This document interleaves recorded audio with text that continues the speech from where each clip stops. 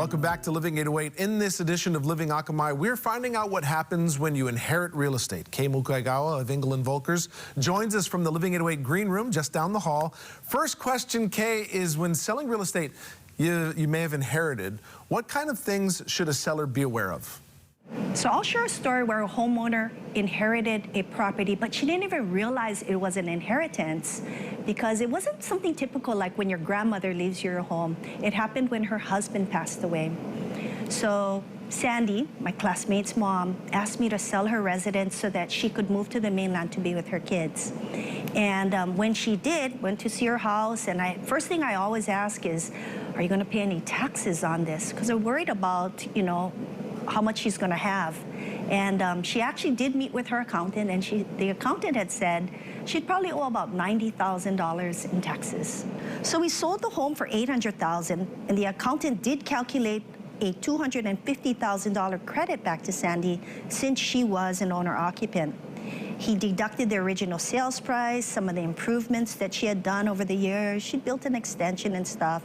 And again, he came up with that $90,000 due in capital gains taxes. So I knew Sandy's husband had passed away over 10 years ago. So I asked her, did you ever do a date of death or retrospective appraisal on the property? And she didn't even know what that was. Okay, so that brings me to my next question then. What is a date of death appraisal? So the date of death or retrospective appraisal is done when a homeowner passes away to help determine the value of the property on the exact date of the passing for inheritance purposes. So when Sandy had done this, it gave her a new valuation or cost basis, which means she didn't have that much of a gain. She actually met with her accountant after sharing the higher date of death valuation, and her taxes decreased significantly. She didn't have to pay any taxes on them after doing that appraisal. She was stoked.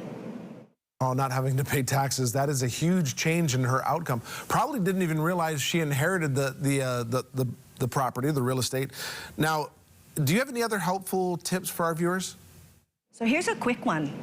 If a homeowner passes away within 2 years and the surviving spouse sells their property, they can get that same $250,000 exclusion. It's actually Internal Revenue Code 121. We've talked about it in the past as Uncle Sam's contribution to you being a homeowner. So Sandy got that $250,000, and if she had sold that home within 2 years of the passing of her spouse, she could have actually taken $500 exclusion off the top, all tax-free.